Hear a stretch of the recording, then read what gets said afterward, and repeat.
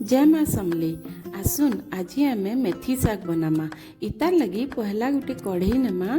कढ़ई गरम होला परे सेति तेल टिके पकामा। तेल गरम होला परे सेति फुलबड़ी गुड़ा दु पकामा आर फुलबड़ी के लाल हेबार तक भल से भाजी देमा।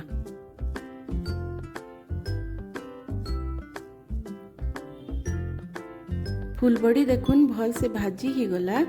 फुलबड़ी के अलगे दमा। इतार परे सही कढ़ई थी फेर टिके तेल दमा। तेल देकरी सुरसो टिके फुटे दमा। तार परे लहसुन 2-4 कोल के छोट छोट करी काटी करी पके देकरी भाजी दमा। तेहरू सुखा मिर्चा जुड़े पके दमा और भल से भाजी दमा। इ माने भल से भाजी गला परे तेहरू बैगन गुटे के छोट छोट करी काटी देकरी सेति पके दमा।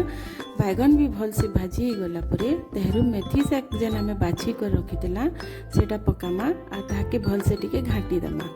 तारपरे जन बड़ी भाजी कर रखितला से बड़ी के पके दमा भल से टिके घाटी दमा। तारपरे पातल घटा गुटे पके दमा नून टिके दमा आउ सबू भल से सिझबार तक घाटी दमा। तेहरू आपनकर मेथी शाग रेडी ही गला। एंता वीडियो देखबार के आमर चैनल के सब्सक्राइब करबे आर वीडियो भल लगले लाइक करबे।